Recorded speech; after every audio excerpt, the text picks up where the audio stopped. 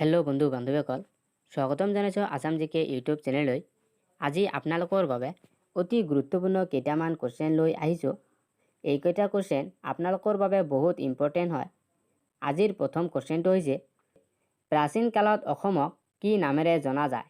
Option দিয়া আছে কলীয়া ভোমোৰা, গুৱাহাটী, প্ৰাগজ্যোতিষপুৰ আৰু চৰাইদেউ। ইয়াৰে ভিতৰত কাৰেক্ট এনচাৰটি হ'ব অপশ্যন চিটো প্ৰাগজ্যোতিষপুৰ। বন্ধুসকল, প্ৰাচীন কালত অসমক প্ৰাগজ্যোতিষপুৰ নামেৰে জনা যায়। নেক্সট কুৱেশ্যনটো হৈছে, কোনটো পাহাৰৰ শিখৰত কামাখ্যা মন্দিৰ অৱস্থিত? অপশ্যন দিয়া আছে নীলাচল পাহাৰত, চিত্ৰাচল পাহাৰত, সন্ধ্যাচল পাহাৰত আৰু যোগিনী পাহাৰত। ইয়াৰে ভিতৰত কাৰেক্ট এনচাৰটি হ'ব অপশ্যন এটো নীলাচল পাহাৰত।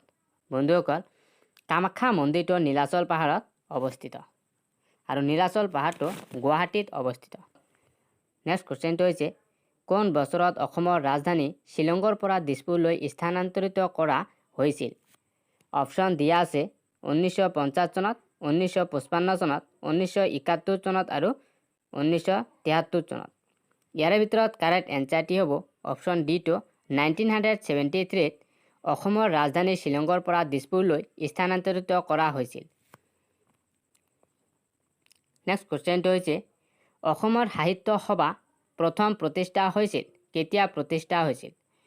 অপশ্যন দিয়া আছে। ইয়াৰে ভিতৰত কাৰেক্ট এনচাৰটি হ'ব অপশ্যন চিটো 1917। বন্ধুসকল, 1917 চনত অসম সাহিত্য সভা প্ৰতিষ্ঠা কৰা হৈছিল। নেক্সট কুৱেশ্যনটো হৈছে, অসম সাহিত্য সভাৰ প্ৰথমখন সন্মিলন অনুষ্ঠিত হৈছিল ক'ত অনুষ্ঠিত কৰা হৈছিল?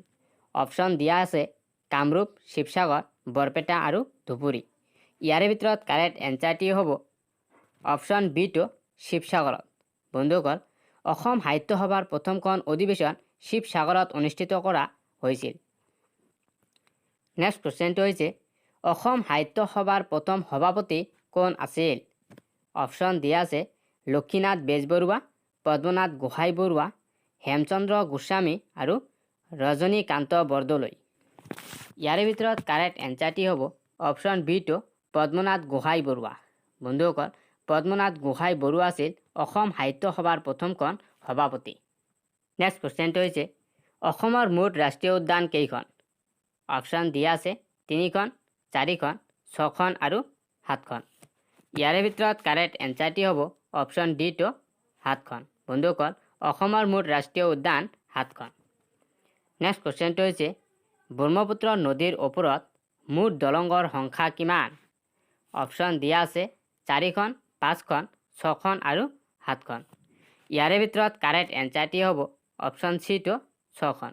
বন্ধুসকল, ব্ৰহ্মপুত্ৰ নদীৰ ওপৰত মুঠ দলংৰ সংখ্যা হ'ল 6খন। নেক্সট কুৱেশ্যনটো হৈছে, নৰনাৰায়ণ সেতুখন পঞ্চৰত্ন চহৰখনক কোনখন চহৰৰ সৈতে সংযোগ কৰে? অপশ্যন দিয়া আছে কলিয়াবৰ, তেজপুৰ, বঙাইগাঁও আৰু যোগীঘোপা। ইয়াৰে ভিতৰত কাৰেক্ট এনচাৰটি হ'ব অপশ্যন ডিটো যোগীঘোপা। বন্ধুসকল, নৰনাৰায়ণ সেতুখন পঞ্চৰত্ন চহৰখনক যোগীঘোপা চহৰৰ সৈতে সংযোগ কৰে। নেক্সট কুৱেশ্যনটো হৈছে, অসমৰ প্ৰথম মুখ্যমন্ত্ৰী কোন আছিল? অপশ্যন দিয়া আছে বিষ্ণুৰাম মেধি, তৰুণৰাম ফুকন, গোপীনাথ বৰদলৈ আৰু ওপৰৰ কোনোটোৱেই নহয়। ইয়াৰে ভিতৰত কাৰেক্ট এনচাৰটি হ'ব অপশ্যন চিটো গোপীনাথ বৰদলৈ। বন্ধুসকল, অসমৰ প্ৰথমখন মুখ্যমন্ত্ৰী আছিল গোপীনাথ বৰদলৈ। নেক্সট কুৱেশ্যনটো হৈছে, শ্ৰীমন্ত শংকৰদেৱৰ জন্ম কোন বছৰত হৈছিল? অপশ্যন দিয়া আছে। ইয়াৰে ভিতৰত কাৰেক্ট এনচাৰটি হ'ব অপশ্যন চিটো 1449। বন্ধুসকল, 1449 খ্ৰীষ্টাব্দত শ্ৰীমন্ত শংকৰদেৱৰ জন্ম হৈছিল। নেক্সট কুৱেশ্যনটো হৈছে, কোন চনত প্ৰথমখন অসমীয়া ছবি জয়মতী মুক্তি পাইছিল? অপশ্যন দিয়া আছে। ইয়াৰে ভিতৰত কাৰেক্ট এনচাৰটি হ'ব অপশ্যন বিটো 1935। বন্ধুসকল, 1935 চনত প্ৰথমখন অসমীয়া ছবি জয়মতীখন প্ৰকাশ পাইছিল। নেক্সট কুৱেশ্যনটো হৈছে, ভোগেশ্বৰ বৰুৱাই দেশত এছিয়ান গেমছত পদক লাভ কৰে। অপশ্যন দিয়া আছে। ইয়াৰে ভিতৰত কাৰেক্ট এনচাৰটি হ'ব অপশ্যন বিটো 1966। বন্ধুসকল, 1966 চনত ভোগেশ্বৰ বৰুৱাই এছিয়ান গেমছত পদক লাভ কৰিছিল। নেক্সট কুৱেশ্যনটো হৈছে, অসমৰ আহোম ৰাজ্যৰ শেষ ৰজা কোন আছিল? অপশ্যন দিয়া আছে গোবৰ ৰজা, চুতানফা ৰজা, পুৰন্দৰ সিংহ আৰু যোগেশ্বৰ সিংহ। ইয়াৰে ভিতৰত কাৰেক্ট এনচাৰটি হ'ব অপশ্যন চিটো পুৰন্দৰ সিংহ। বন্ধুসকল, অসমৰ আহোম ৰাজ্যৰ শেষ ৰজাজনৰ নাম আছিল পুৰন্দৰ সিংহ।